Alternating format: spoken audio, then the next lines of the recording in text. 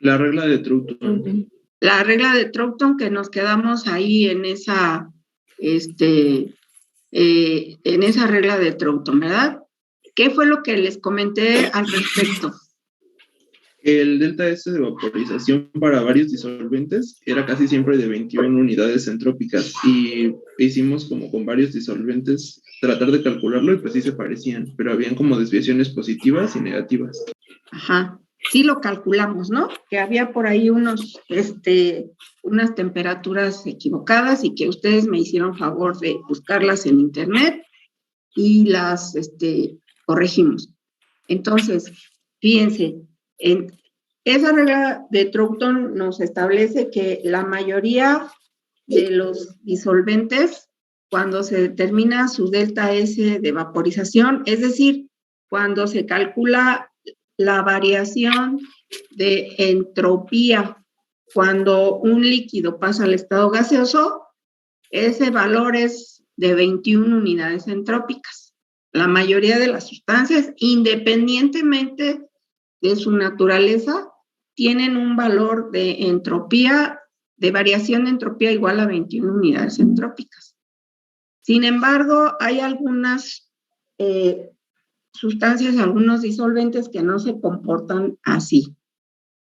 Voy a poner la imagen, la presentación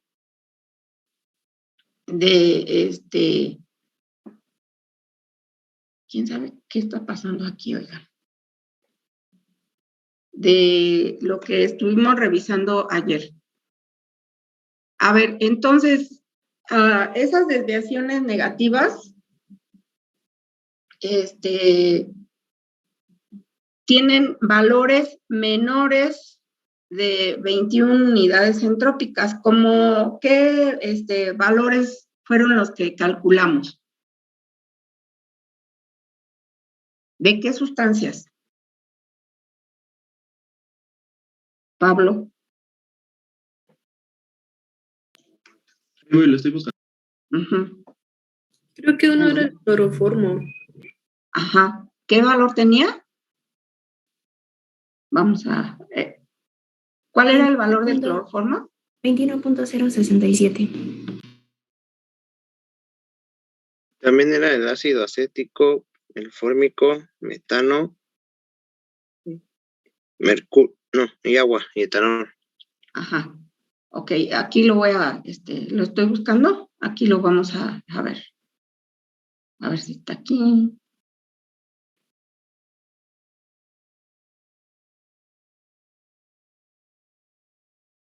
A ver, espérenme tantito. Es presión de vapor.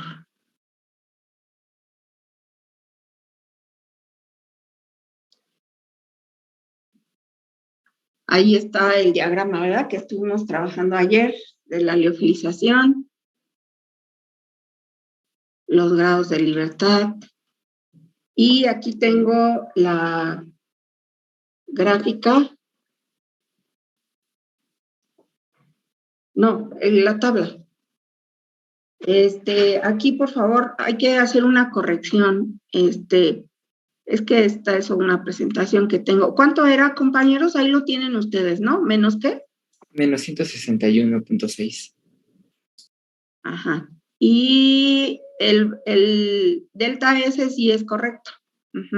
Entonces, fíjense, aquí en esta tablita podemos analizar, fíjense, estos compuestos tienen valores muy cercanos, muy próximos a 21 unidades entrópicas. Y hay desviaciones negativas como es y este otro compuesto, el ácido acético y el ácido fórmico, son desviaciones negativas a la regla de Troughton.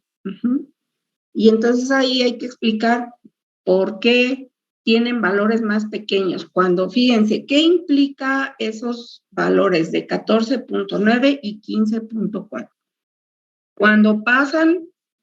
Cuando el ácido acético pasa del estado líquido al estado gaseoso, ¿qué implica que tenga estos valores más pequeños de entropía que lo que es lo común. Resulta, fíjense que cuando pasan al estado gaseoso, estos compuestos forman dímeros, forman asociaciones que se llaman dímeros, es decir, dos moléculas que se unen y andan ahí. Entonces, el orden que se genera es mayor de lo que se esperaría cuando no se forman esos dímeros. Por eso, la variación de entropía es menor a lo que se espera en la condición o el comportamiento común, como es el caso del metano, del tetracloruro del carbono. ¿Cómo se llama este compuesto, compañeros? Este que estoy aquí remarcando. ¿Cómo se llama este compuesto? Tetracloruro de qué es el tetra. Mira, ¿Cómo se llama? Cloruro de metileno. ¿Cómo? Cloruro de metileno. Ajá. ¿Y su nombre común cuál es? Es el cloroformo. Es el cloroformo. Ajá. Ese es el cloroformo.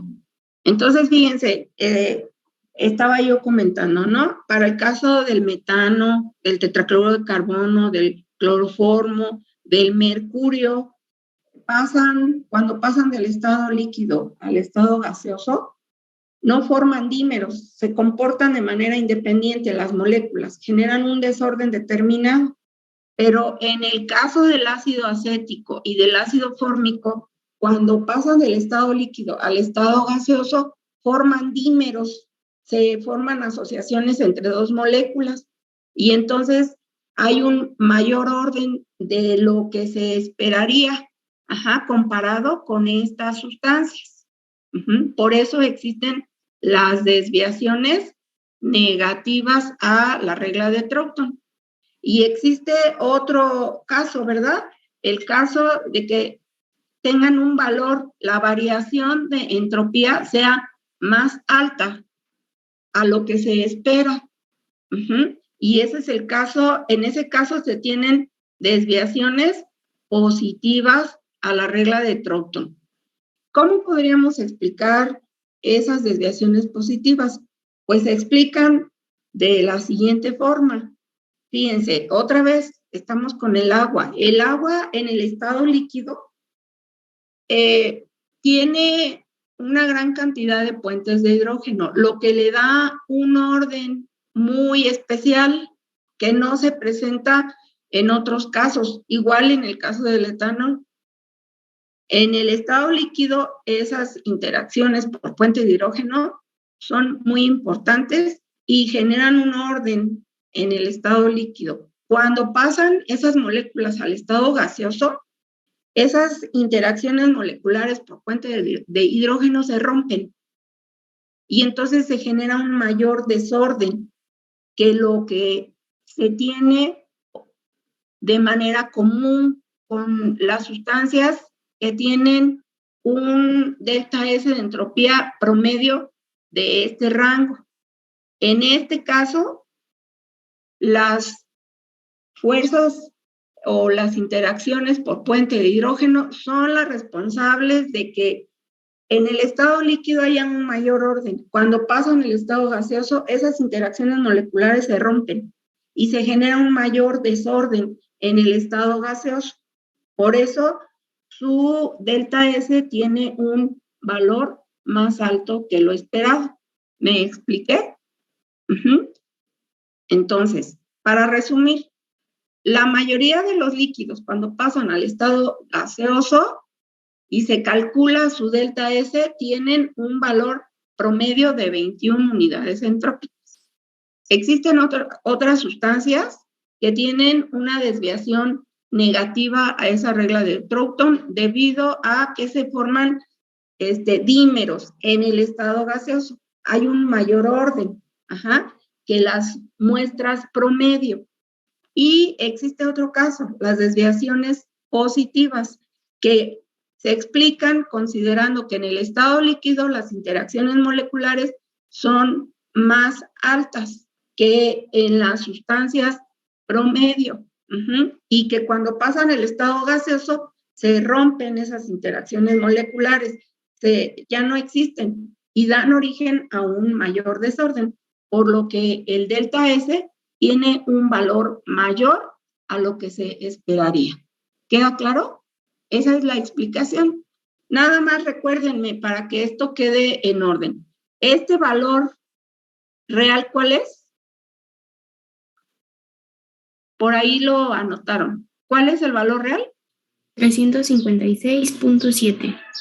356.7. ¿Vale?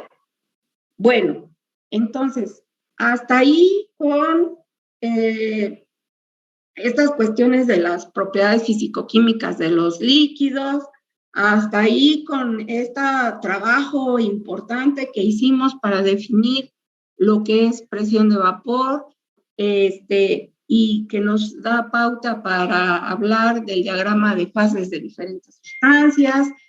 Ahora vamos a trabajar con sistemas que son más complejos, que son las soluciones.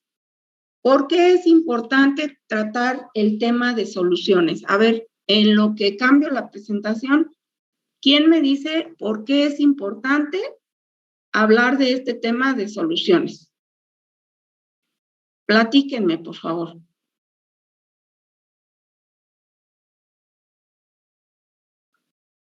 A ver, ¿qué me dicen?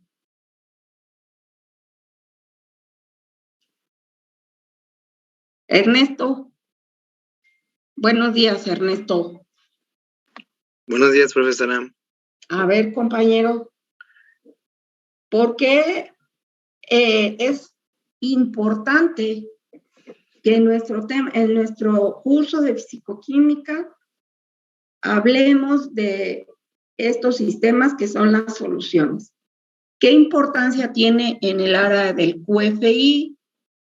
¿Por qué es necesario que hagamos análisis termodinámicos del comportamiento de las soluciones?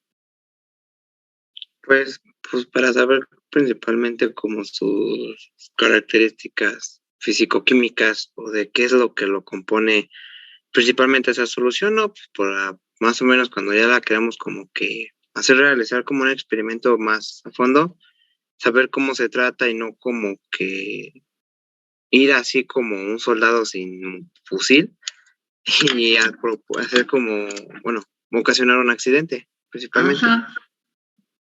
Fíjense, a ver, ¿alguien más nos puede decir por qué creen que tengamos que revisar este tema en su curso de fisicoquímica? A ver, le vamos a preguntar. Sí.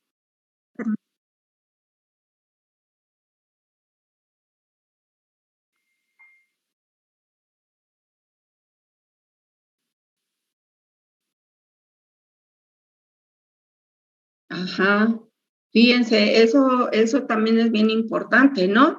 Muchos de los fármacos o muchos de los sistemas farmacéuticos están constituidos en soluciones, como los jarabes, ¿no? Por ejemplo, un jarabe, pues es una solución donde se tiene el principio activo y otras cosas disueltas en un disolvente.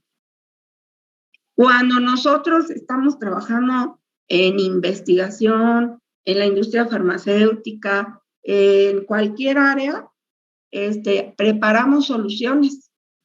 Y entonces es importante saber cómo se comportan esas soluciones desde un punto de vista físico-químico.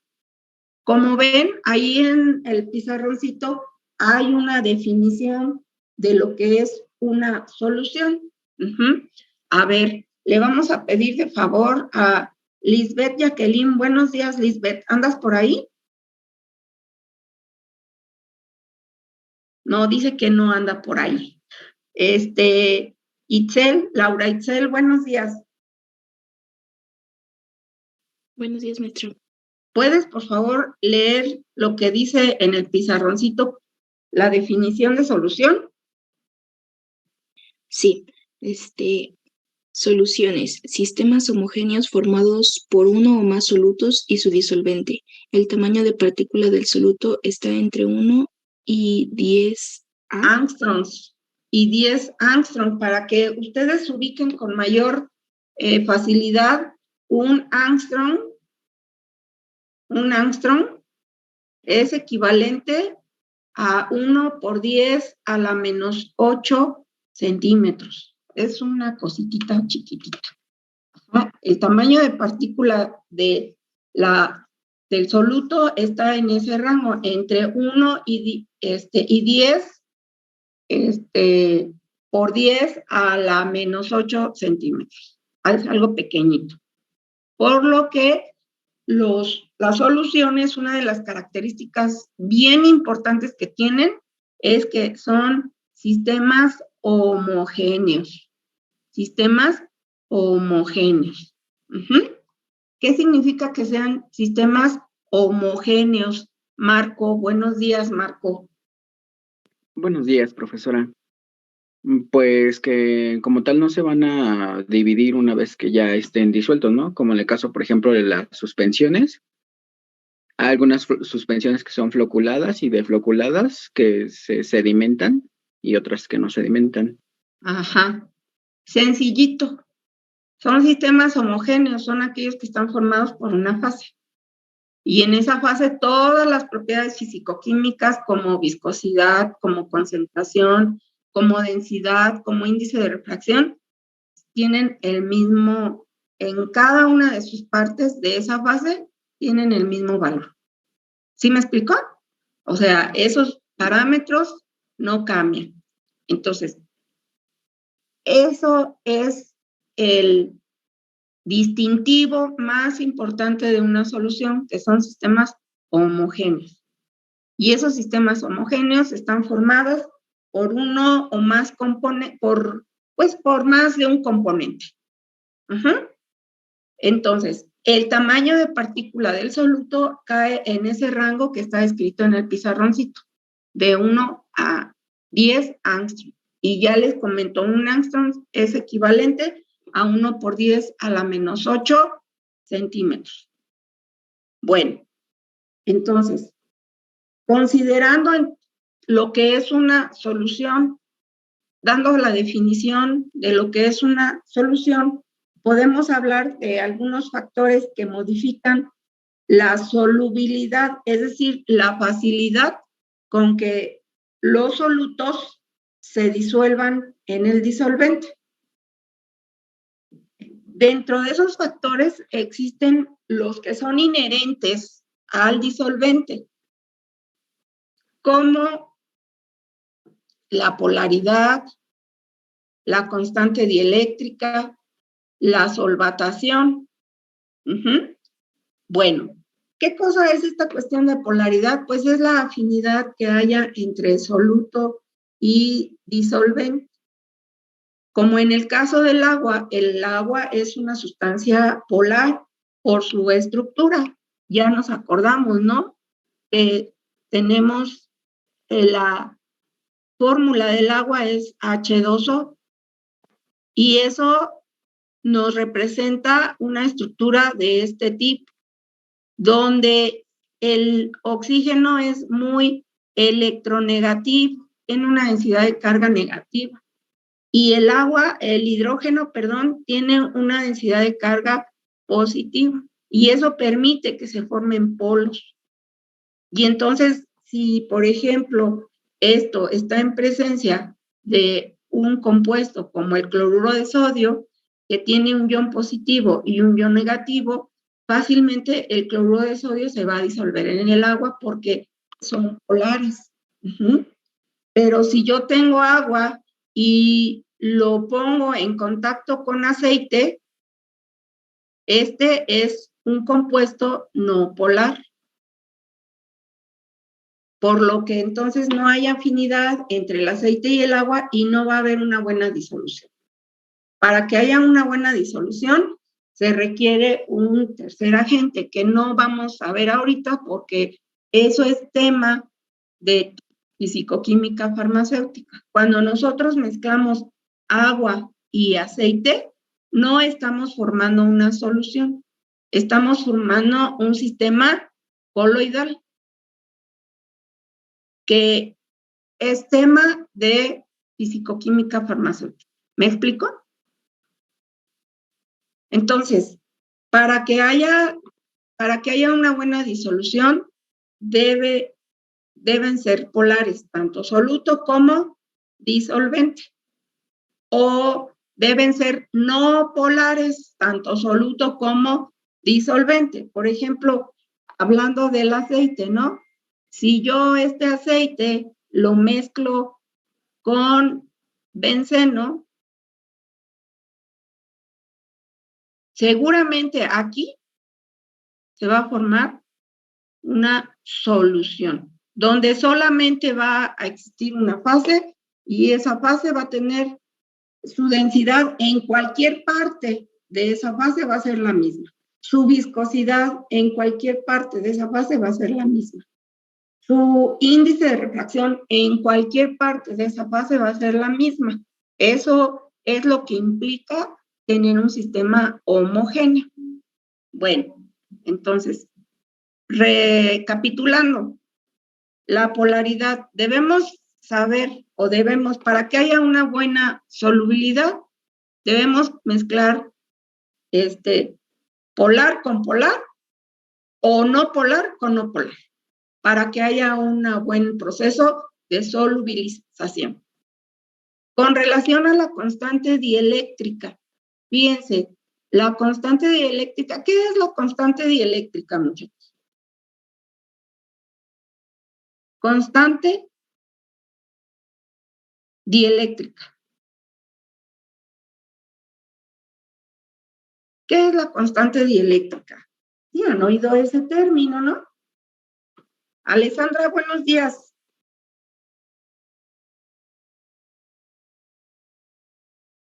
¿No?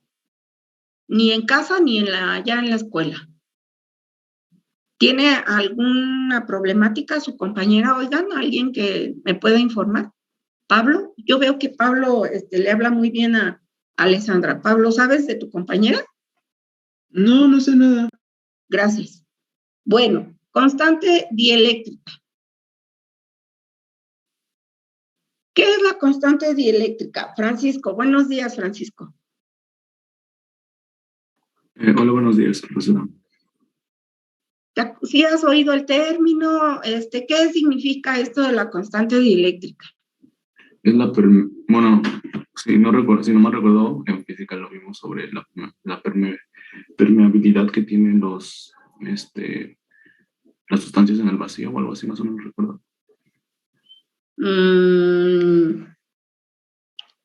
No, eso yo creo que no es el término que es otro término el que tú me estás indicando. Constante dieléctrica es la capacidad que tiene un disolvente para separar, o para formar iones, en un electrolito. Es la capacidad que tiene un disolvente para ionizar a un electrolito. Es la capacidad que tiene un disolvente, fíjense, los electrolitos como cuando están sólidos forman redes cristalinas. Vamos a suponer que esta es la red cristalina del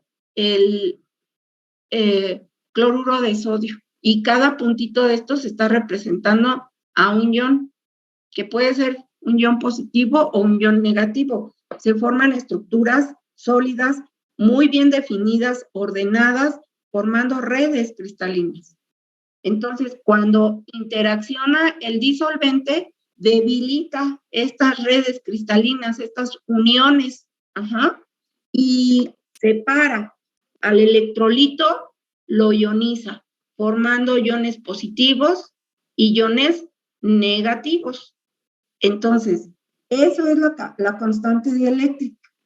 Es la capacidad que tiene un disolvente para romper o deshacer las redes cristalinas de un electrolito.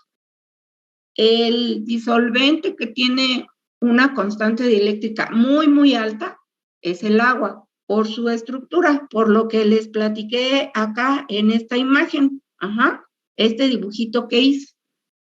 El agua tiene una constante dieléctrica como de 80, depende de la temperatura también. Entonces, si nosotros tenemos, fíjense, si nuestro soluto es un electrolito y lo ponemos en contacto con el agua, es muy, muy probable que se disuelva muy bien, que forme una sola fase, un sistema homogéneo. Entonces, dependiendo de la constante dieléctrica del disolvente, también vamos a favorecer o a limitar el proceso de solubilidad. Si yo pongo cloruro de sodio con etanol o con metanol, el metanol crea una constante dieléctrica en el orden de más o menos 20. Entonces, si pongo cloruro de sodio en metanol, muy probablemente no se disuelva ese cloruro de sodio, porque su constante dieléctrica del disolvente es baja. Su capacidad para romper o destruir estas redes cristalinas es muy baja. Ese es otro factor, entonces, importante que hay que considerar. Un factor más que contribuye a la solubilidad es la solvatación. ¿Qué cosa es la solvatación? ¿Qué es la solvatación, muchachos? Raquel. Recuerdo que era como rodear, haga de cuenta que, por ejemplo, los iones sodio se iban a rodear con el agua, pero solamente con la parte negativa, ¿no?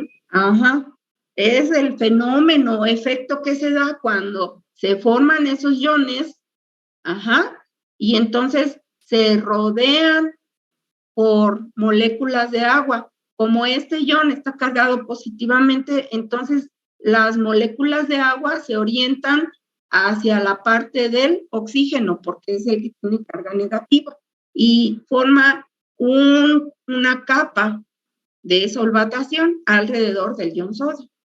Y pasa lo mismo con el cloro, nada más que en ese caso el cloro está más próximo a los hidrógenos del agua. Forma una capa de solvatación de agua, pero el agua se orienta de otra forma. Y eso es debido, pues sí, a la formación de polos, ¿no? Polos positivos atraen a polos negativos. ¿Me explico? Ese proceso de solvatación también ayuda a la solubilización. Con respecto a este otro factor, reacciones químicas, pues aquí está involucrado tanto soluto como disolvente. Y ahí, fíjense, puede ser que yo pongo a reaccionar, por decir algo, pongo a reaccionar cloruro de sodio más yoduro de potasio. ¿Qué me va a dar aquí? ¿Cuál va a ser la reacción que voy a obtener? ¿Me dicen cuál es la reacción? ¿Qué productos obtengo? Tenoch, buenos días, Tenoch. Buenos días. A ver, Tenoch, si yo pongo a reaccionar cloruro de sodio y yoduro de potasio, ¿cuáles serían los productos que obtendría? Sería yoduro de sodio. Y cloruro de potasio. Y cloruro de potasio. Y se forma una sola fase. En ese caso, son afines el cloruro de sodio y el yoduro de potasio, dando origen a una nueva solución. Una solución, consideramos que es un sistema homogéneo. Pero fíjense, si ponemos a reaccionar otros compuestos, por ejemplo, esta es una reacción muy característica. Si pongo a reaccionar nitrato de plata, es decir, AgNO3 más cloruro de potasio, KCl. ¿Qué voy a obtener aquí? Le vamos a preguntar a Andrea. Buenos días, Andrea. Buenos días, maestra. A ver, hermosa, ¿qué obtengo si yo pongo a reaccionar estos compuestos? Nitrato de plata y cloruro de potasio. Ambos, fíjense, el nitrato de plata disuelto en agua es un sistema homogéneo, es una solución. Si yo tengo cloruro de potasio disuelto en agua, también forma unas soluciones o así, un sistema homogéneo. Pero si yo los mezclo a estos dos reactivos, ¿qué obtengo, Andrea?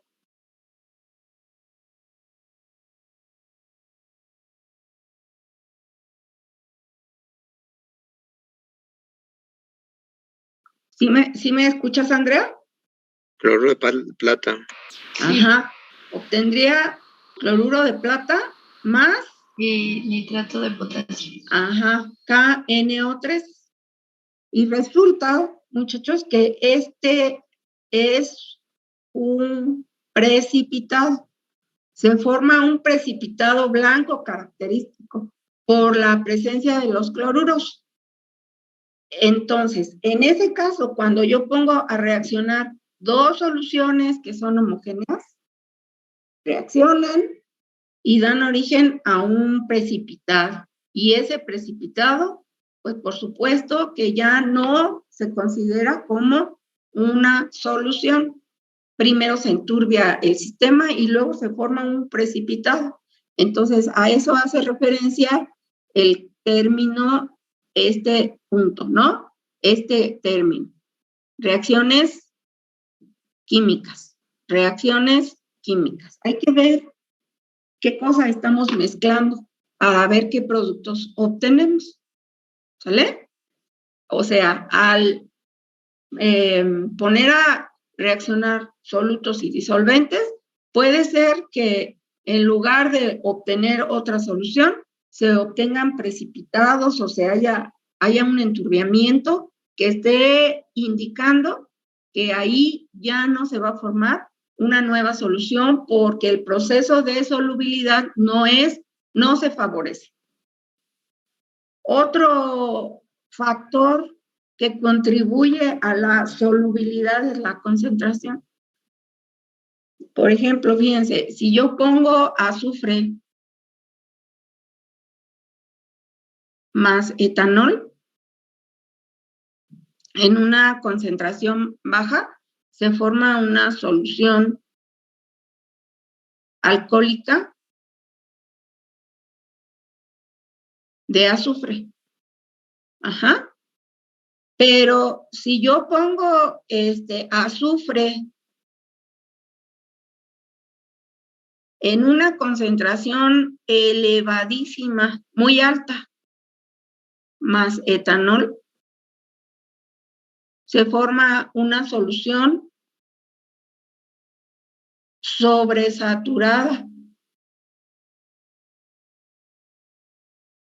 de azufre. Y entonces se forman dos fases. Lo voy a poner aquí. Ajá. Aquí vamos a suponer que en la parte de abajo queda el azufre que no se ha podido disolver en el etanol y en esta parte de arriba hay azufre disuelto en etanol. Entonces, el factor concentración es importante. La cantidad de soluto que se adicione al disolvente es un criterio que nos va a indicar también si hay una buena solubilización o se forman dos fases. El factor temperatura, pues también el factor temperatura es importante considerarlo. Y ya habíamos platicado, recordemos este punto del principio de Le Chatelier. Primero, para saber cómo afecta la temperatura, yo necesito saber si el delta H de la reacción es positivo o si el delta H de la reacción es negativo. si a la hora de combinar el soluto con el disolvente se libera energía en forma de calor, entonces para una buena solubilización yo tengo que poner un baño de hielo.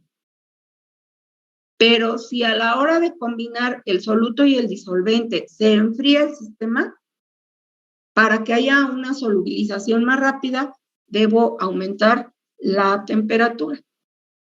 Esos son algunos de los factores que alteran la solubilidad. ¿Me explico, compañeros?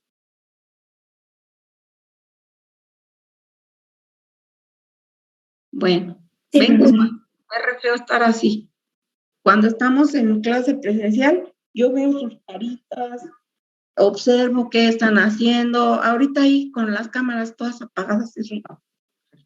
Ok, bueno, clasificación de soluciones. Ajá. Fíjense, hay diversos criterios de clasificación. Uno es de acuerdo al número de componentes que están formando esa solución. Pueden ser binarias si tenemos un soluto y el disolvente.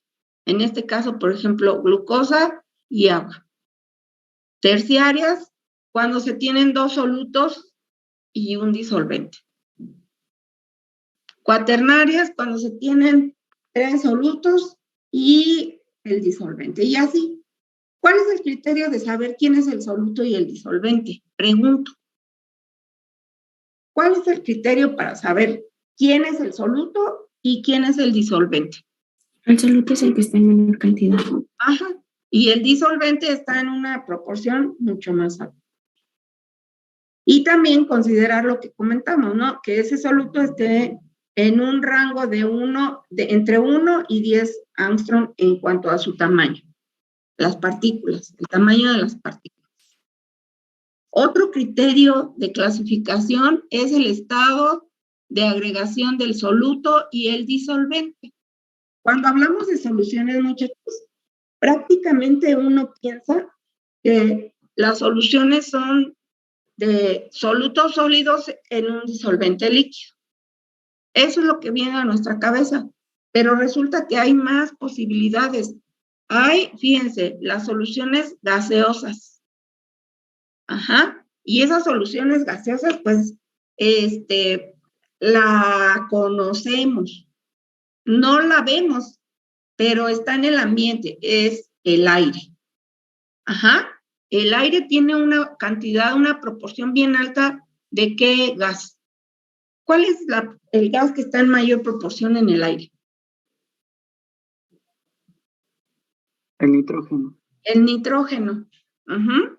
Y están un montón de otros gasecitos disueltos en nitrógeno. Por ejemplo, aquí, gas, ajá, es oxígeno en nitrógeno. ¿Sale? Pero hay más gases. ¿Qué otros gases tiene el aire, muchachos? Aparte de oxígeno y nitrógeno. Pregunto. Pues tiene oxígeno y otros gases como dióxido de carbono. Como dióxido de carbono. ¿Algún otro? ¿Nada más esos dos están disueltos en nitrógeno? No, pues también está el monóxido de carbono, me parece que también hay dióxido de azufre, monóxido de azufre. Muchos, en pequeñísimas proporciones. Ajá. Bueno, ese es un ejemplo de una solución gaseosa, el aire. Soluciones líquidas, esas son las que más nos, así como que hablamos de solución y luego nos viene a la cabeza una solución líquida. Y existen varias posibilidades. Gas en líquido, por ejemplo, oxígeno en agua. Nosotros, fíjense, el agua que hay en los ríos, el agua que hay en el mar, el agua que hay en las lagunas, en ella está disuelta una cierta proporción de oxígeno. Por eso pueden crecer las plantas adentro del mar o en los ríos. Por eso pueden vivir algunos peces, hay vida, ¿no? En el interior de los sistemas lacustres, porque hay una cierta cantidad de oxígeno disuelta en agua. Ese es un ejemplo de una solución gas líquido. Solución sólido líquido, pues hay muchas, ¿no? Sal en agua, glucosa en agua, sacarosa en agua, cualquier electrolito que se disuelve en agua forma una solución sólido líquido. Soluciones líquido-líquido. Esas las conocemos bien. Cuando nos echamos unas cubanas por ahí, ¿no? Le ponemos su agüita y el piquetito de etanol, ¿no? Ahí estamos combinando alcohol en agua. Esa es una solución muy común. Ajá, solución líquido, líquido. Y ahí están las tres posibilidades de la formación de soluciones líquidas. Y hay otra posibilidad, fíjense, soluciones sólidas existen en la naturaleza. Y como que dice uno, no, pues ¿cómo que vas a existir? Fíjense, si nosotros mezclamos una pequeña cantidad de gas en un sólido, se forma una solución sólida. Y esto lo podemos tener en reacciones que se llevan a cabo a través de la catálisis.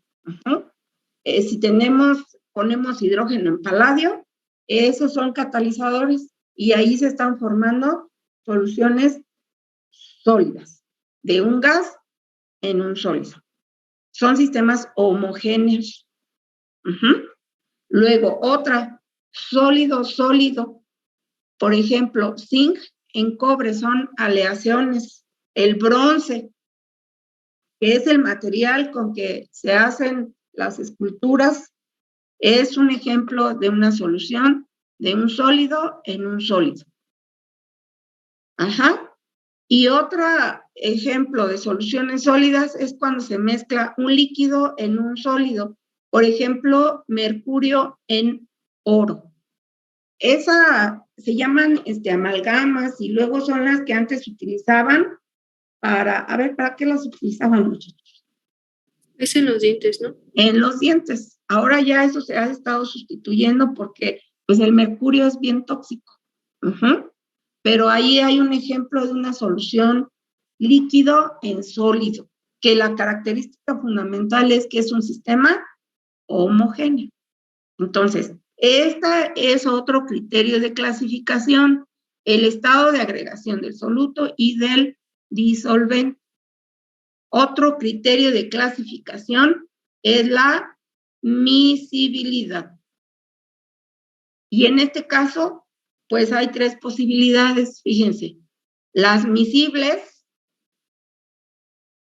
que se mezclan perfectamente, como es el caso del benceno en tolueno, como es el caso de etanol en agua o de agua en etanol.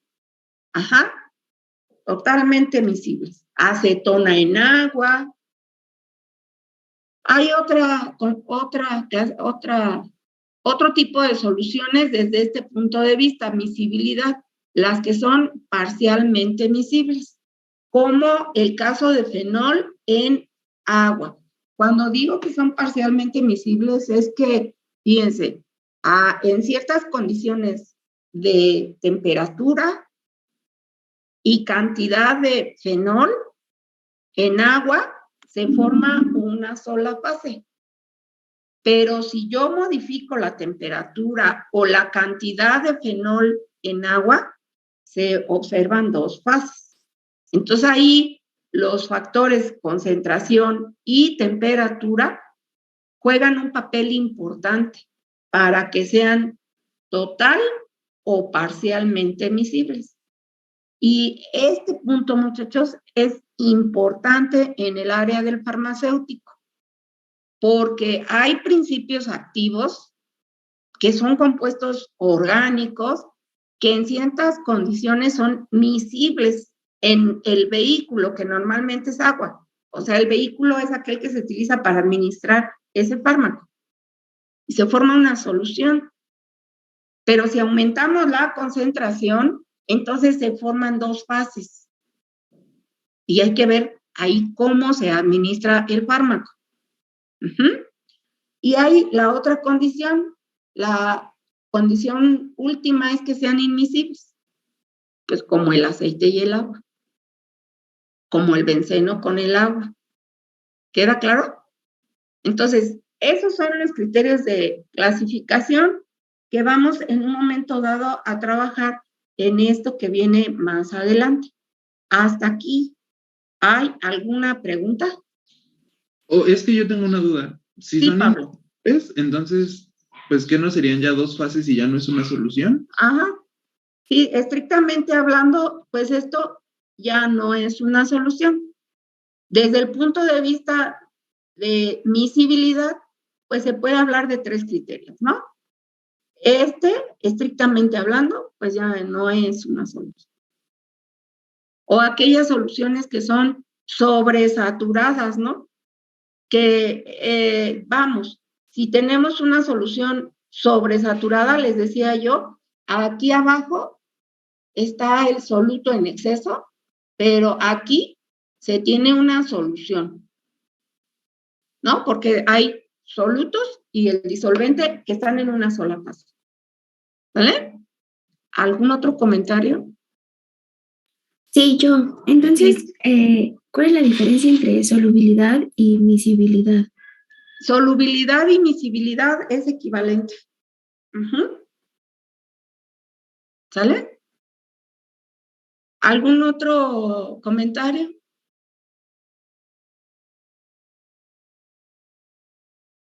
¿No?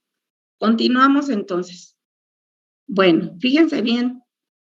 Aquí vamos a hablar, así como los gases, se encontró una ecuación ideal para representar el comportamiento de los gases, aquí también se habla de una ley que es la ley de Raoult.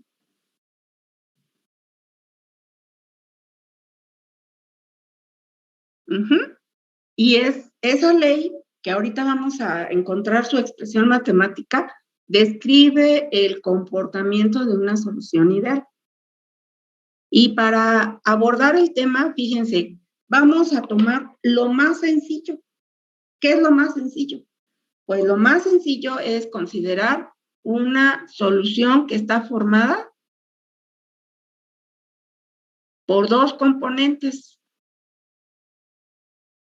¿Qué significa que esté formada por 2 componentes? Pues que tenga un soluto más el disolvente. Ajá, eso facilita mucho el análisis, ¿sí? Otra cosa que vamos a considerar es que, ¿se acuerdan en el caso de los gases? A ver, díganme, un gas ideal es aquel que, ¿cuáles son las características de un gas ideal? ¿Cuáles son las características de un gas ideal? Eduardo, Samuel, buenos días. Dime una característica de los gases ideales. Ya ve, Ernesto, cómo es bien aburrido estar ahí en la televisión. Allá en la escuela estamos más activos, más nos estamos aireando ahí todos, más felices. Miren, luego le pregunto a los compañeros y como que están y no están, pues quién sabe si estén, pero si paso asistencia, todos contestamos. A ver, características de un gas ideal para ir recuperando la información que hemos estado trabajando. Una Pues debería de tener un coeficiente de compresibilidad igual a 1. Ajá, esa es una característica. Díganme una característica de un gas ideal que se pueda retomar para ahora para soluciones. Eso del coeficiente de compresibilidad no, porque solo es aplicable a gases. Pero hay un puntito ahí que se puede retomar aquí para soluciones. A ver, díganme una. Son partículas puntuales. Son partículas puntuales. Bueno, hay otra característica. Es ahí Cuando hablamos de partículas puntuales, hay otra característica que se asocia a lo que dijo Raquel. Que no se toman en cuenta las interacciones moleculares. Así es. En este caso, no se toman en cuenta las interacciones moleculares entre el soluto y el disolvente. Ajá. Y facilita mucho el análisis que vamos a hacer. ¿Sale? Ok. Y además también vamos a considerar que son sistemas o soluciones diluidas. Eso también es importante. Tomando como base esos aspectos, vamos a imaginar, fíjense, vamos a considerar que vamos a formar una serie de soluciones. Así, vamos a tener un soluto y un disolvente y los vamos a mezclar en diferentes proporciones, de forma tal que, miren, dibujen ahí 5 vasitos bonitos. A ver si me cabe aquí. 1, 2, 3, 4 y 5. Ajá, 5 vasitos de precipitados. Y al vaso 1 le van a poner 100% del componente A. O sea que en este caso A, pregunto, ¿está jugando qué papel? ¿De soluto o de disolvente? Disolvente. De disolvente. Ok. Luego, van a preparar otro vasito con 75% de A. Ahí, 75% de A. ¿Y cuál sería el resto para formar el 100%? El 15% de B es El 15%. 25% de B. De B. Y estamos formando ahí una solución. Después, fíjense, van a poner otro vasito y le van a poner 50% de A. ¿Y cuánto sería de B? 50%. 50% de B. Otro vasito más y ahora le van a poner a ese vasito 25% de A y 75% de B. Y el último vasito, ¿cómo estaría constituido? 100% de B. 100% de B. ¿Sale? Y entonces, fíjense, ahora lo que vamos a hacer es medir la presión a una temperatura determinada. A una temperatura determinada, vamos a suponer que estamos a temperatura ambiente y a una presión atmosférica también determinada, una atmósfera de presión. Vamos a medir la presión de vapor de cada uno de los vasitos. Medimos la presión de vapor de cada uno de los vasitos. ¿Con qué vamos a medir esa presión de vapor? ¿Con qué lo vamos a hacer? Ayer tuvieron una práctica. ¿Sí la tuvieron? ¿Sí? Sí. De presión de vapor. ¿Con qué midieron esa presión de vapor? Dicen, ¿quién sabe? Con un manómetro. Con un manómetro, ¿no? Con un manómetro se mide la presión de vapor. Y lo que vamos a ahora, fíjense, ¿cuál es el punto? Si la temperatura es constante, yo voy a construir una gráfica para ver cómo se va modificando la presión de vapor con respecto a qué parámetro. Vamos a preguntarle a Citlalzóchitl. Buenos días, Citlalzóchitl. Buenos días. Ya vimos que la Citlalzóchitl es un factor de distracción importante. Y eso es bien padre. Ver cómo interaccionan ahí en el salón, ver cómo platican, ver cómo se relacionan. Yo como profesora disfruto eso, aunque cálmense, porque si no, no dejan dar clase, pero entre ustedes ha de ser más padre, ¿no? se reconocen, se ubican, se identifican, no que aquí por internet, ¿qué vamos a...? Nada, todo eso se pierde. Y eso es parte, muchachos, de la convivencia entre ustedes y el profesor, entre ustedes mismos. Es la sal que le da el sabor al proceso. Hay que identificar esas cosas, muchachos, valorarlas y retomarlas. ¿Qué va a importar eso, verdad? Bueno, a ver, entonces, Se si yo... relacionan los- Ajá, Citlal-Xochitl, venga. Era que se relacionan los parámetros de la presión y la temperatura. ¿Ya ven cómo no? Fíjense, la temperatura es constante. ¿Qué significa eso que sea constante? Les voy a poner a mostrar aquí un esquemita, pero observen nada más el esquema. Ay, creo que no está. Ah, creo que está por acá. Ah, no, bueno, no, ya. La temperatura es constante. Yo voy a medir la presión de vapor del vaso 1, del vaso 2, del vaso 3, del vaso 4 y del vaso 5, y voy a hacer una gráfica. ¿Qué es lo que se está modificando en cada uno de los vasitos? La concentración. La concentración. Entonces vamos a hacer una gráfica de cómo va variando la presión de vapor en función de la fracción mol. Acuérdense que la concentración se puede expresar de diferentes maneras y la forma en que se utiliza en este caso es fracción mol. Entonces, fíjense, observen la gráfica que les voy a plantear aquí. ¿Cuántos componentes tenemos en este experimento? ¿Cuántos componentes tenemos? 2. 2. Ajá. Entonces, fíjense, yo voy a tener presión de vapor contra fracción mol para 2 componentes, el componente A y el componente B. Ajá.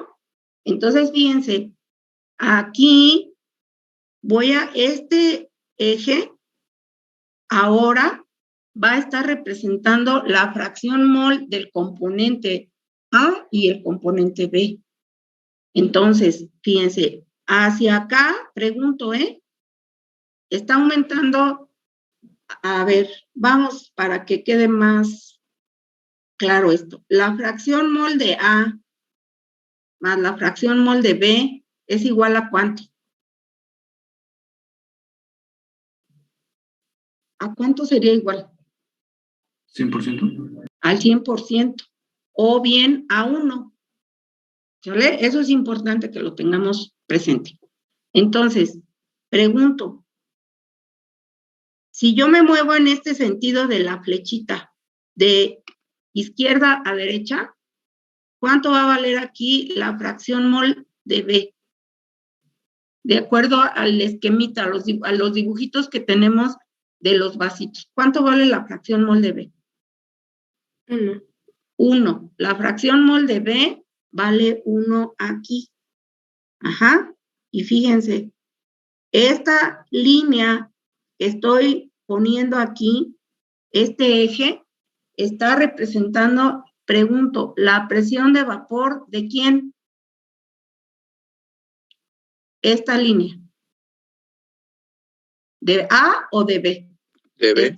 De B, esta. Entonces, para el vaso 5, la presión de vapor, vamos a poner que es la máxima, porque en el vaso 5 solamente tengo el componente B. ¿Sale? Si yo me muevo de aquí hacia acá, vean la flecha que estoy marcando. Aquí voy a estar hablando de quién. De la fracción mol de quién. De A. De A. Ahí va a valer, la fracción mol de A va a valer 1. ¿Sale? Entonces, fíjense, este eje de coordenadas que es Y está representando la presión de vapor ¿de quién? De A. De A. De A. Entonces, fíjense el planteamiento que vamos a hacer. Yo voy a medir la presión de vapor de este vasito, del vaso 1. ¿Cuánto vale ahí la presión de vapor de B en este vasito? ¿Cuánto vale la presión de vapor de B? 0. 0, porque no hay nada. ¿Sale? Y luego, si yo mido la presión de vapor en este otro vasito, pues como ya hay una cierta cantidad de B, vamos a ir observando que esa presión de vapor va a ir aumentando, fíjense, de manera lineal.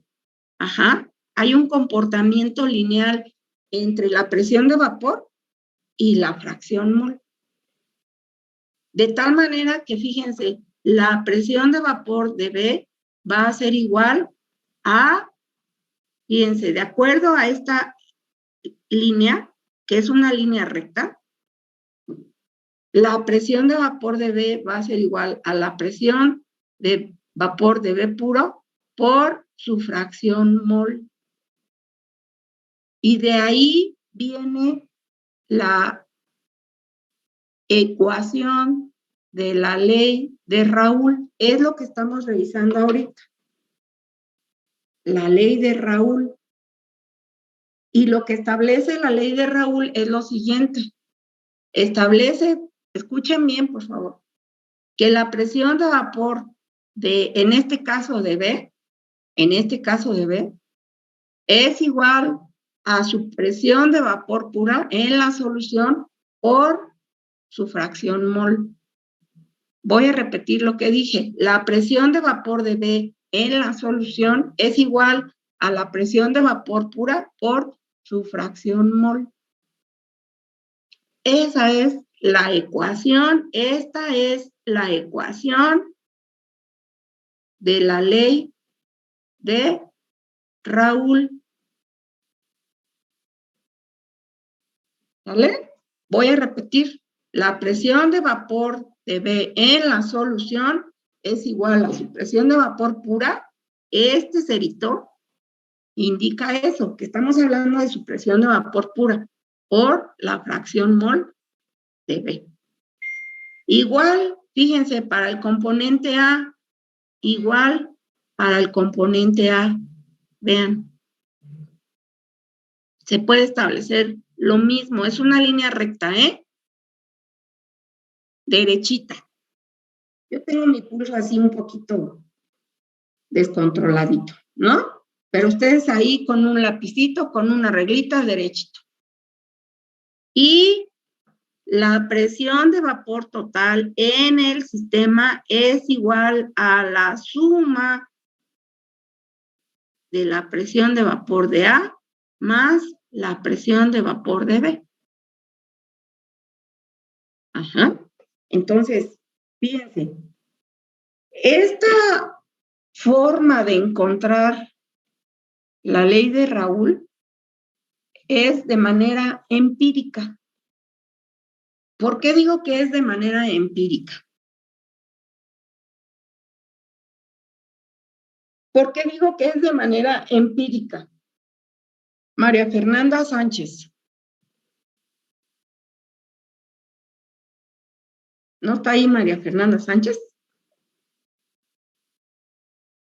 Vamos a pasar lista. Sí, profesora. Ay, disculpe, es que no podía ponerme mi...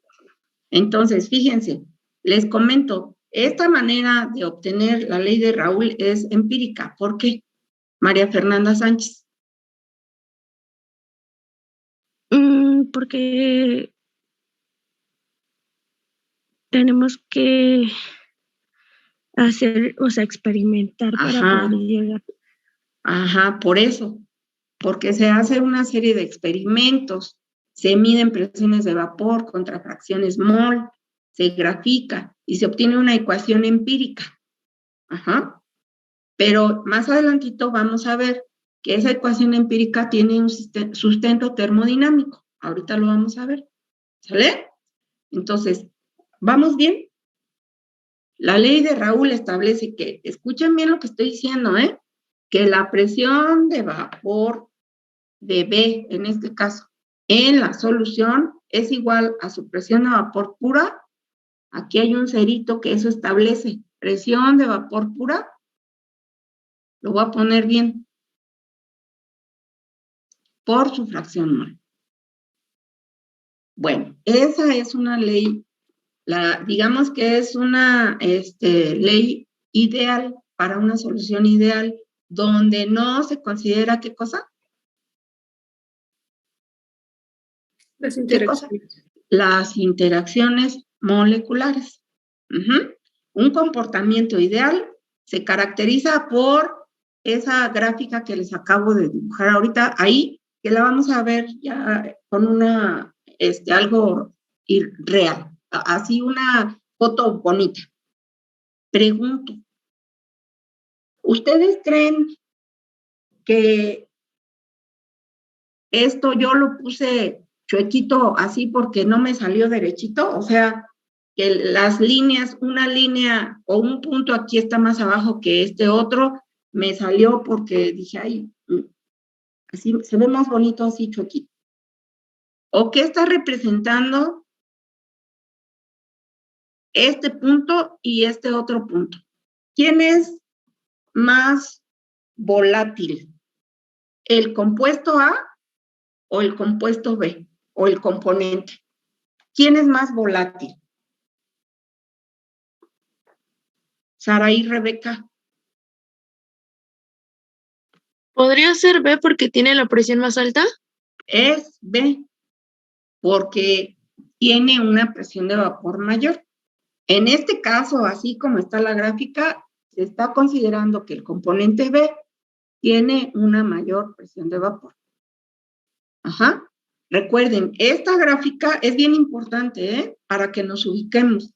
Esta gráfica se elabora a temperatura constante. Así, se prepara una serie de soluciones, se homogenizan bien, se les mide su presión de vapor a una temperatura determinada y se grafica fracción mol y presión de vapor. Ajá. Y fíjense, esta gráfica que les estoy mostrando aquí es nueva. Es nueva, porque las gráficas anteriores que hemos estado revisando solo manejan una variable X y una variable Y. Aquí estamos manejando dos variables X y dos variables Y. ¿Me expliqué? En la misma gráfica. Ok, entonces vamos a ver qué más tengo aquí para ustedes. Bueno, esto es lo que ya les mostré. Nada más que aquí, fíjense, si observan bien esta imagen, aquí el componente A es más volátil que el componente B. Estoy hablando de este cuadrito. ¿Sí? El dispositivo con el cual se puede medir la presión de vapor, pues aquí está. Ajá, para mi solución. Y aquí para poder medir esa presión de vapor, fíjense, en la imagen que está aquí, que estoy señalando con una flechita, aquí de inicio está destapado el recipiente, pero para poder medir la presión de vapor con el manómetro hay que tapar ese recipiente. ¿Vale? Ok. Bueno, a ver, entonces, vamos a ver. Aquí, les decía yo, ¿algún comentario, alguna duda de la expresión de la ley de Raoult que se obtiene de forma empírica? ¿Podría volver a explicar el diagrama, profesor? Es que no lo entendí muy bien. El diagrama, ¿este? Ajá, sí. Sí. Fíjate, en este caso, este diagrama es nuevo, porque en el eje X, o sea, en el eje X tú estás manejando dos variables, la fracción mol de B y la fracción mol de A. Y además tienes dos ejes Y, este y este, que están representando la presión de vapor del componente 1 y el componente 2. tomando como base estos vasitos, esto es muy ilustrativo, los vasitos. Yo pregunto, hace ratito les pregunté, en el vasito 1 solo tengo el componente A. Por lo tanto, aquí en este punto, en este que voy a señalar, ¿cuánto vale la presión de vapor del componente B aquí, en este punto? ¿Cuánto vale la presión de vapor del componente B?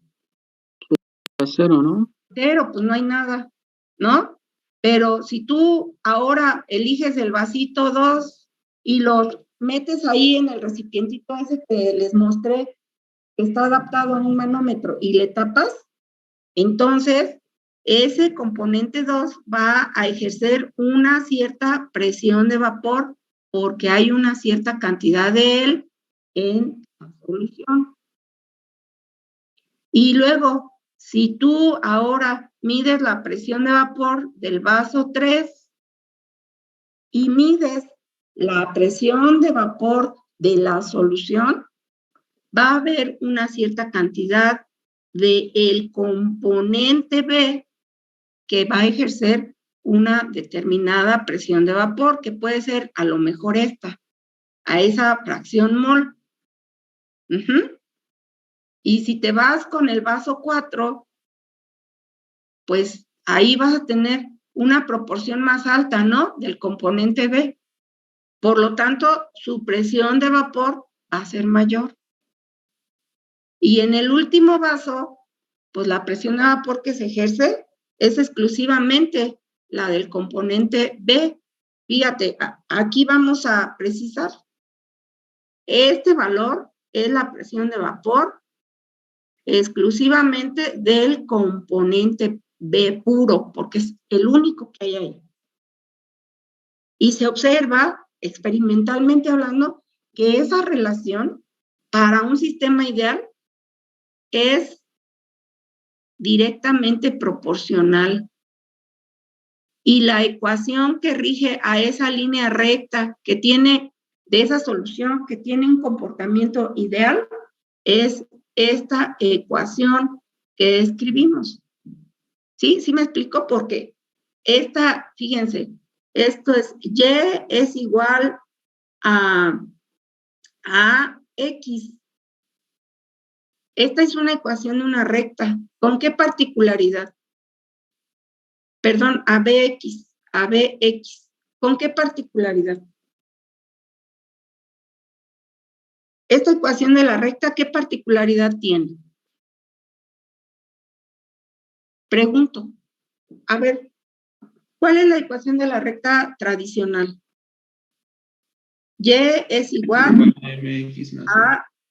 a M, sí, a A más BX.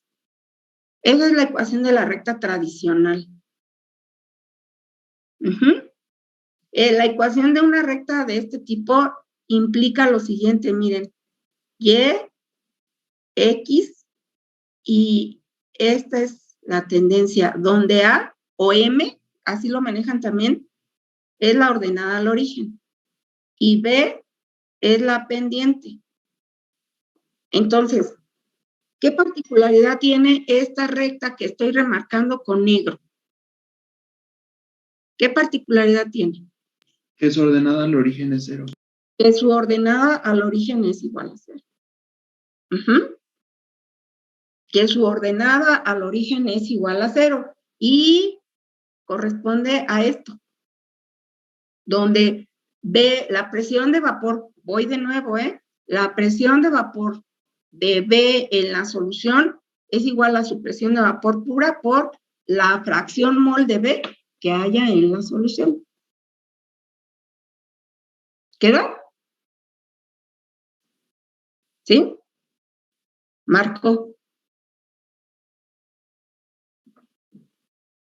Ya hasta se durmió el Marco. No, aquí estoy, profesora. Ajá.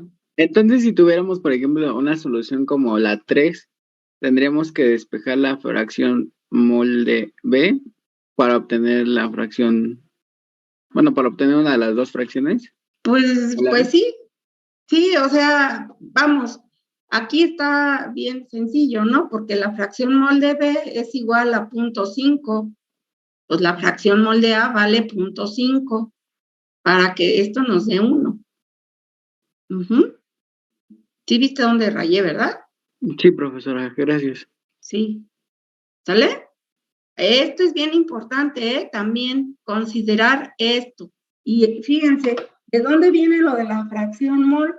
Lo de la fracción mol viene de la ley de las presiones parciales de Dalton que vimos al principio del curso y lo retomamos. ¿Quedó? Yo tengo una duda. El punto donde se cruzan las dos líneas no tiene ningún nombre en particular. específico. Pues no. Ahí en ese punto, aquí estás viendo la presión de vapor, digamos que es la presión de vapor de A más la presión de vapor de B, en cualquier punto. Aquí, por ejemplo, esta, es que ya está bien remarcada la línea. Lo voy a poner con otro color. Fíjate, vamos, en este punto, aquí, esto es lo que proporciona la presión de vapor de B. Y esto que está aquí es lo que proporciona la presión de vapor de A. Sí, igual aquí. Esto, pues en este caso sería lo que tenemos de presión de vapor de B y aquí es lo que proporciona la presión de vapor de A. ¿Sale? Igual acá, ¿no? O sea, vean, conforme aquí esto, en este punto sería, esto es lo que proporciona la presión de vapor de A. Si nos vamos moviendo hacia la derecha, pues la cantidad de A va disminuyendo, por ejemplo, en el vaso 4. Y entonces la presión de vapor de B se va haciendo más grande porque está en mayor proporción en el vasito. ¿Sí? Bueno. Maestra. ¿Alguna otra pregunta? Entonces, entre mayor proporción tenga el vaso de, por ejemplo, de A, por si tiene mayor proporción de A, mayor va a ser su presión de vapor. Sí. Vale. Y el punto extremo, véanlo, está, por ejemplo, en el vaso 5. Solamente, vean, en el vaso 5 solamente tenemos B, ¿no? Entonces, la presión de vapor que se está midiendo ahí, pues solo es el componente. Acá, en esta parte de la gráfica, en el vaso 1, ¿qué cosa tenemos? Pues solamente tenemos el componente A. Por lo tanto, la presión de vapor que se está midiendo ahí, pues solamente va a ser la del componente A. Y se van cambiando las proporciones. Por eso es importante que este dibujito, muchachos, lo analicen con detalle. ¿Sí? Órale. A ver. Vamos avanzando. Fíjense, esto es lo ideal. Esta es una gráfica ideal. ¿No? Ahí se ven bien derechitas las líneas. Aquí, en este caso, fíjense, pregunto, en esta gráfica, ¿cuál es el componente más volátil en esta gráfica? En esta. ¿Quién es el componente más volátil? El A. El A. El B. Es el B. Es el B. Miren, aquí se está representando la presión de vapor de A. Y acá se está representando la presión de vapor de B. Aquí a lo mejor vamos, le voy a poner un número arbitrario, a lo mejor aquí son 300 milímetros de mercurio. Acá está más arriba. Aquí a lo mejor, ¿cuánto sería? Pues a lo mejor unos 500 milímetros de mercurio. ¿Quién es más volátil? Es B porque su presión de vapor es mayor. Así es. ¿Sale? Entonces hay que analizar eso. Aquí está la ecuación escrita así bonito, ¿no? La presión de vapor de A en la solución es igual a su fracción mol pura, a su fracción mol por su presión de vapor pura. Es lo mismo. ¿Vamos bien? Sí. Ok. Hay que analizar con calmita esto. Bueno, fíjense bien, les decía, esta gráfica y la otra que les mostré, o sea, esta gráfica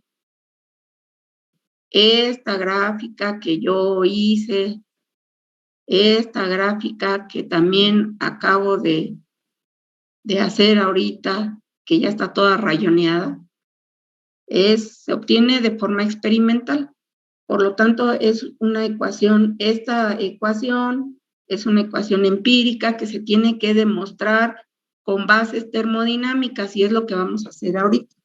Y vamos a partir, fíjense, de el concepto termodinámico por excelencia. Cuando se está analizando un trabajo, aquí fíjense, el trabajo que estamos analizando es cuando el componente A o el componente B pasa del estado líquido al estado gaseoso y del estado gaseoso regresa al estado líquido, cuando hay un equilibrio.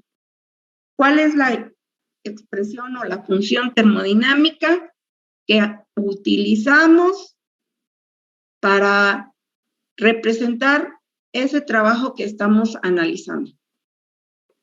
¿Delta G? Delta G.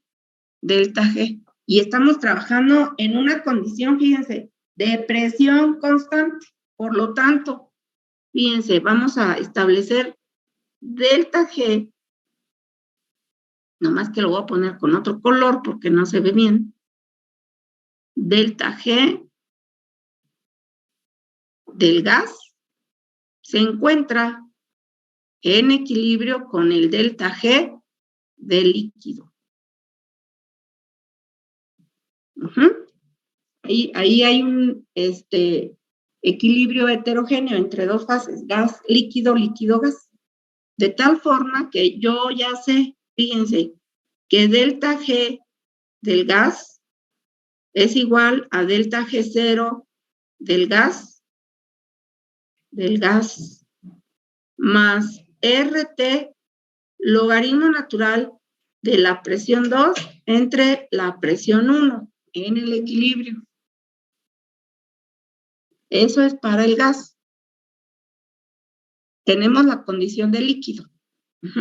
Entonces, fíjense, delta G de líquido lo vamos a expresar como delta G0 de líquido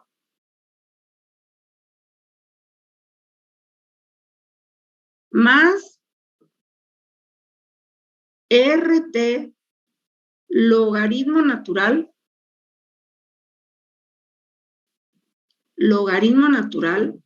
fíjense, no podemos expresar al líquido como en función de presión, lo vamos a expresar en función de fracción mol, de la fracción mol del líquido 2 entre la fracción mol de ese mismo líquido en un estado 1.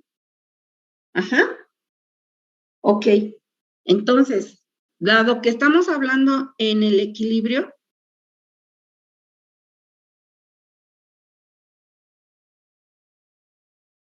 ¿cuánto vale el delta G del gas? En el equilibrio vale 0. Y el delta G del líquido también vale 0. Tomando como base esto que estoy escribiendo, entonces podemos igualar las dos ecuaciones, fíjense, y nos quedaría delta G 0 del gas sería igual a menos RT logaritmo natural de la presión 2 entre la presión 1. Y el delta G del líquido va a ser igual a menos RT, logaritmo natural de la fracción mol 2 entre la fracción mol 1. En el equilibrio.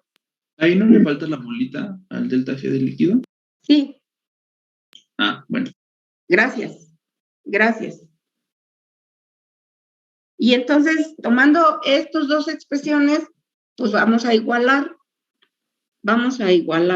Y entonces vamos a tener menos RT, logaritmo natural de la presión 2 entre la presión 1 es igual a menos RT, logaritmo natural de la fracción mol 2 entre la fracción mol 1. Es en una condición 1 y en una condición 2. Esta expresión, muchachos, se puede reducir a lo siguiente. Miren, todo esto se puede eliminar, incluido el signo. Y nos va a quedar la relación presión 2 entre presión 1 es igual a la fracción mol 2 entre la fracción mol 1. Y entonces, fíjense lo que vamos a considerar.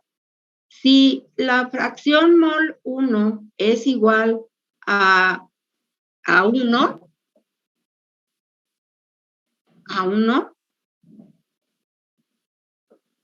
es decir, solo tenemos al componente A o B, cualquiera de los dos, entonces,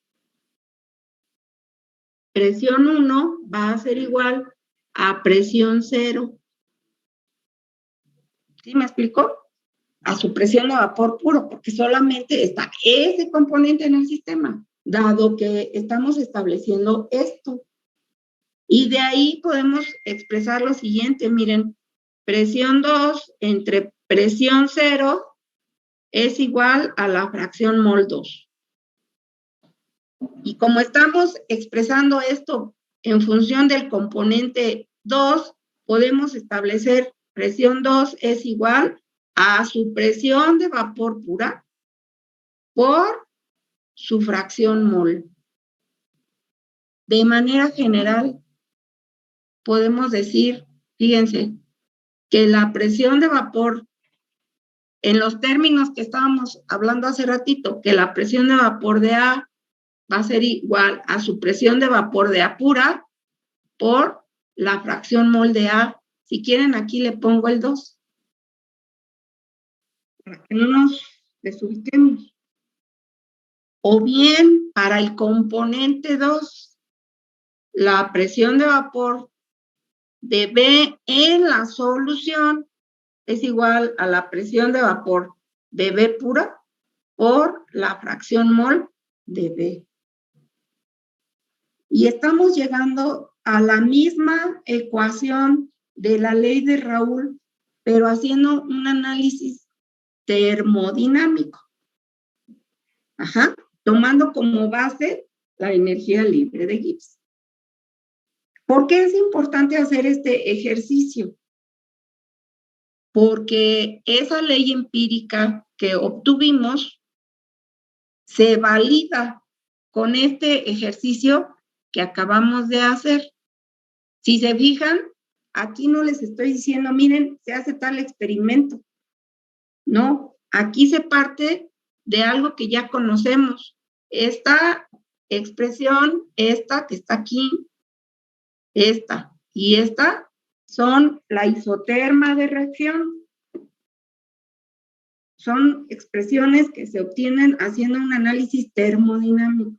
Y al final se llega a la misma conclusión, se llega a la ecuación de la ley de Raoult desde un enfoque termodinámico. Esa es la importancia del ejercicio que acabamos de hacer ahorita. Estamos comprobando que la ley empírica de Raoult tiene sustento termodinámico. ¿Me expliqué, muchachos? ¿Sí? Bueno, fíjense bien hay que analizar esto con detalle, con calmita. Aquí les estamos dando un esbozo. Los cuestionarios sirven para eso, para irnos ubicando, centrándonos. Entonces, háganlos, muchachos. Les da otro panorama de lo que estamos revisando. Bueno, esto es muy hermoso, ¿no? Lo ideal es bien hermoso, es hermosísimo, lo ideal. Pero lo real es otra cosa. Hay desviaciones positivas y negativas a la ley de Raoult. Y lo voy a poner, ahí está el dibujo, pero les voy a hacer un dibujo aquí que a mí me salen bien bonitos. Resulta que a veces, fíjense,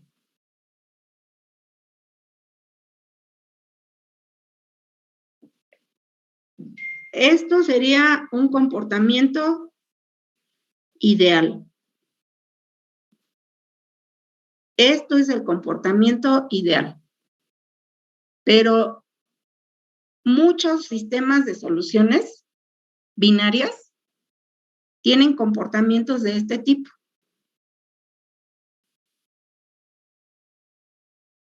Ajá. Tienen comportamientos de este tipo. A estas desviaciones se les considera desviaciones que, pregunto, porque es una tareita que les dejé. Positivas. Positivas, desviaciones positivas. ¿A qué se deben esas desviaciones positivas? Ahorita estoy poniendo un ejemplo, pero así sencillito, y vamos a ver sistemas reales, ¿no? Con ese comportamiento.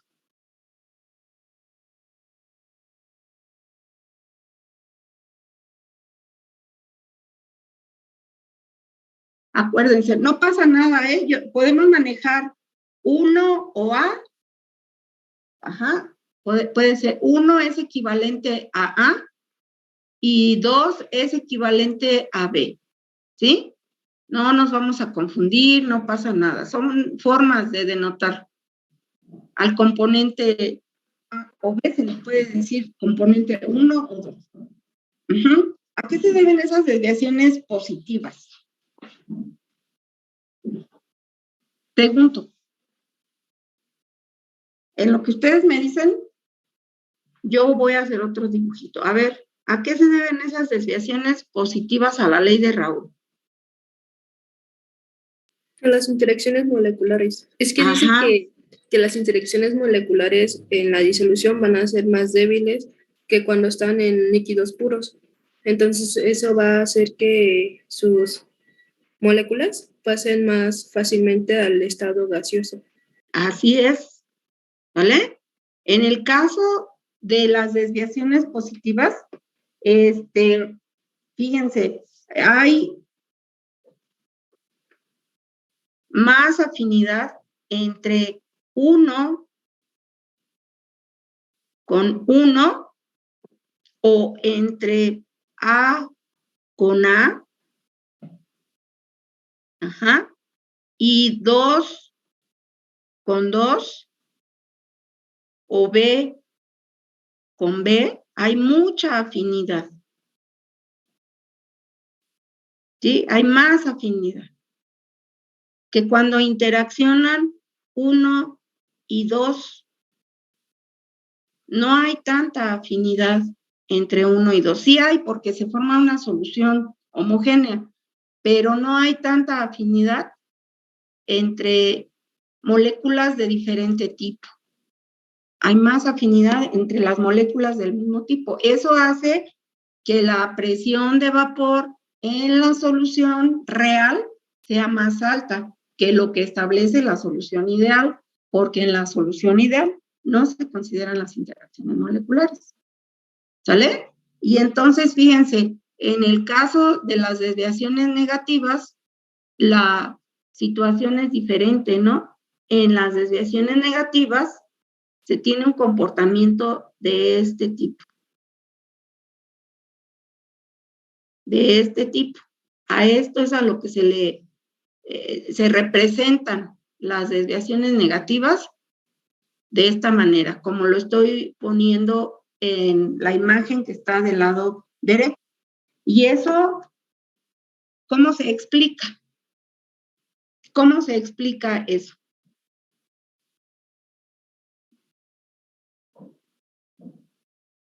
Pregunto.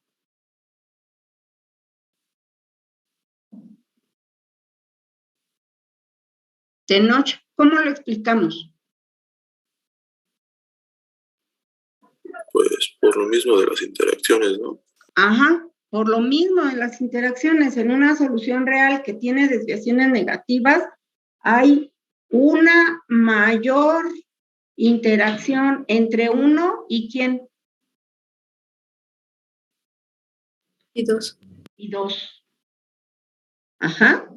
Hay mucha afinidad entre 1 y 2. O sea, que entre 1 y 1, o 2 y 2, se llevan muy bien. ¿Sale?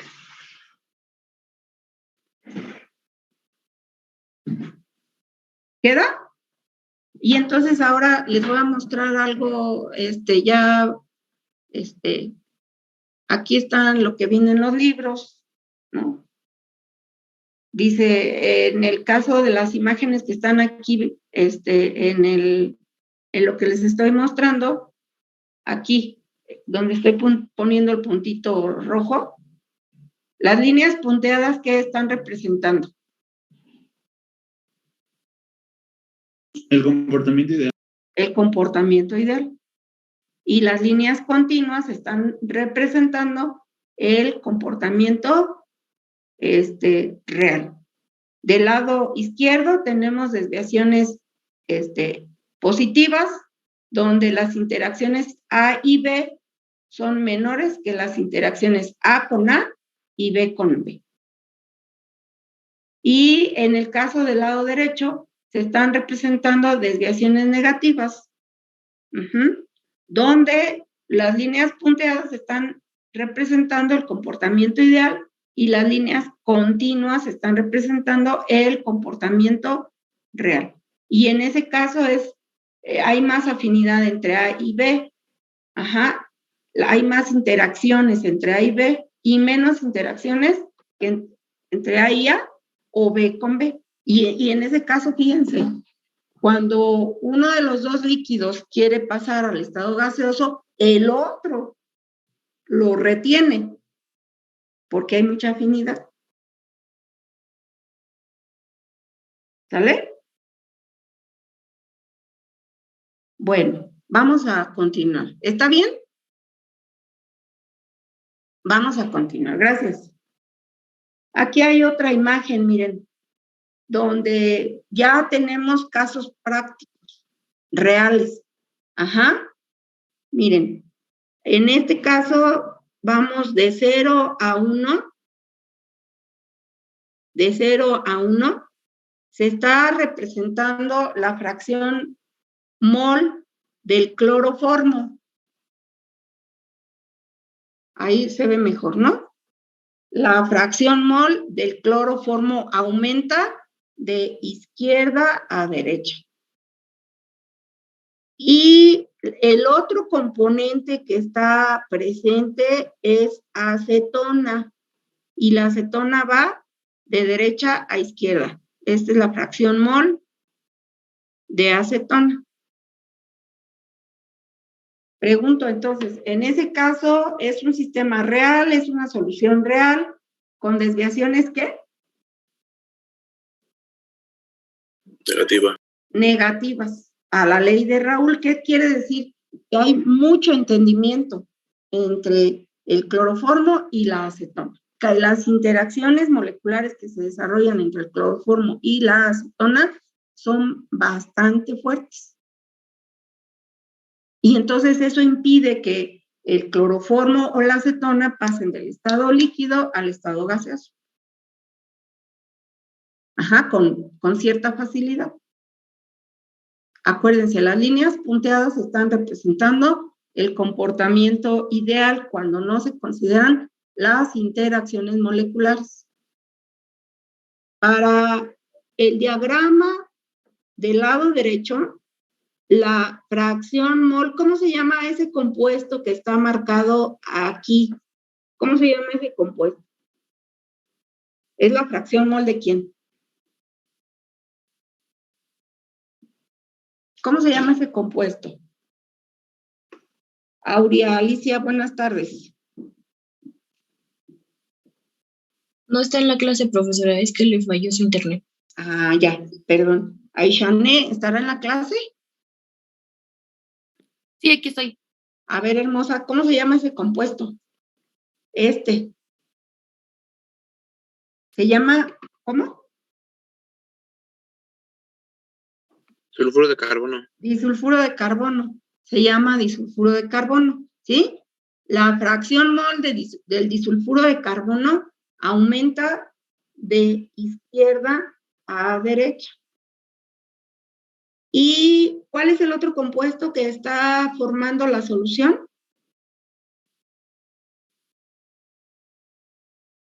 Acetona. Acetona. La fracción mol de la acetona aumenta de derecha a izquierda. Y entonces, ¿qué podemos concluir de ese sistema? Estamos observando desviaciones, ¿qué? Positivas. Positivas a la ley de Raoult.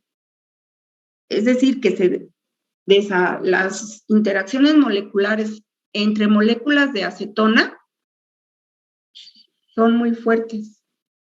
Y las interacciones moleculares entre disulfuro de carbono también son muy fuertes. Ajá, son mayores que las interacciones que se están desarrollando entre acetona y disulfuro de carbono. Sí se desarrollan, porque si no, no habría disolución. No se formaría una sola fase. Pero por su estructura química, hay más afinidad entre moléculas de acetona con moléculas de acetona y entre moléculas de disulfuro de carbono y disulfuro de carbono. ¿Quedó claro? Estos son ya sistemas reales. Hay muchos sistemas reales. Yo creo que hay más sistemas reales que tienen desviaciones positivas y negativas a la ley de Raoult. Todos están, en estos dos casos se forman soluciones homogéneas, o sea, de una sola fase. ¿Vamos bien?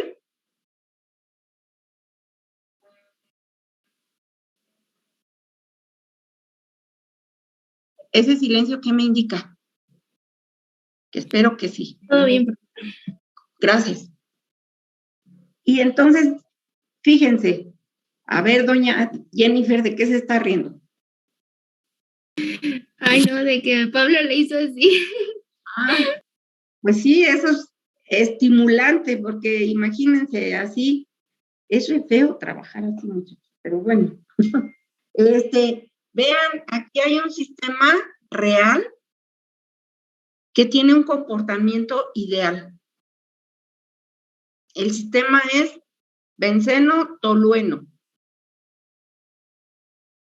El sistema es benceno-tolueno. Ajá, y vean, entonces, hacia acá, la fracción mol del tolueno, del benceno, es igual a 1.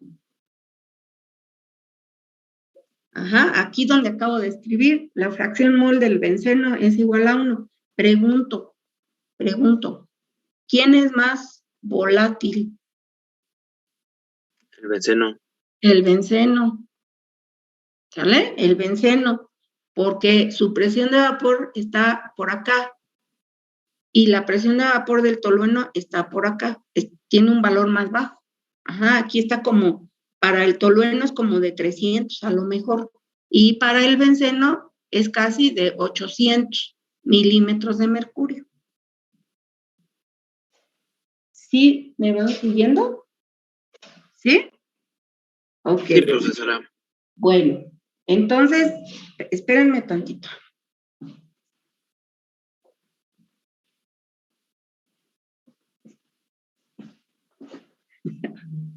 Entonces, la pregunta es, ¿por qué este sistema tiene un comportamiento ideal, muchachos? ¿Cuál creen que sea la explicación? No se consideran las interacciones moleculares, ¿no? Entre el benceno y el tolueno.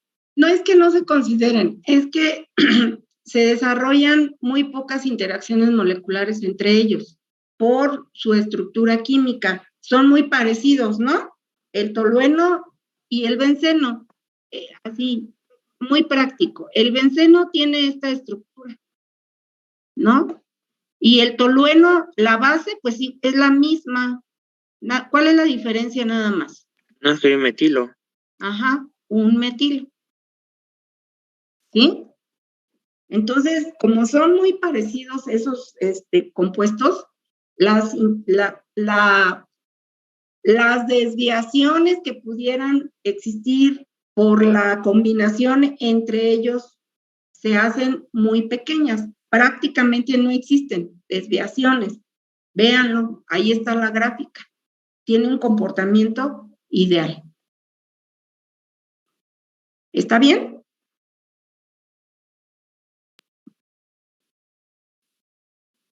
Muy bien. Pues ahí vamos a dejarle a este trabajo que estamos haciendo. Les pido de favor que revisen fíjense, ahorita revisamos la ley de Raoul. Ajá, que en pocas palabras nos dice que la presión de vapor de A en una solución es igual a su presión de vapor pura por su fracción mol. Hay otra ley, que es la ley de Henry.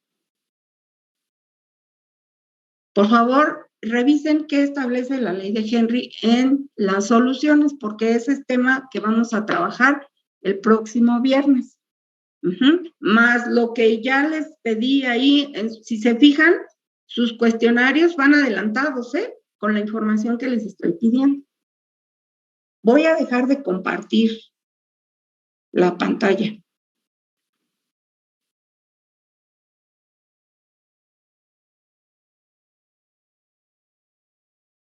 ¿Sale? ¿Algún comentario, muchachos? ¿Alguna cuestión que me quieran decir? ¿No? No, Okay. yo nada más. Yo, profesora. A ver, Ernesto, digo Pablo, perdón, y ahorita la chica que habló. Que yo le dejé un comentario en Classroom, a ver si lo podía revisar al ratito. Sí, reviso. Sí, a ver, ¿alguien más? Yo, profesora, ¿me podría regalar un minutito antes de que termine sesión? Sí, sí. Bueno, pues entonces, pues nos vemos el viernes en la tele, ¿no? Qué gacho. Qué gacho. Y repasen, por favor. Repasen. Ahí tienen sus cuestionarios que van adelantado. Vayan repasando, por favor. Nos vemos entonces el próximo viernes. Te quedas en la plataforma, por favor, compañera, que quieres hablar conmigo. Y estamos en contacto. Cuídense, muchachos. Que les vaya muy bien. Cuídense. Sí, nos vemos. Sí, maestra. Muchas gracias. Igual, cuídense mucho, que estén muy bien. Hasta luego. A ver, entonces vamos a esperar a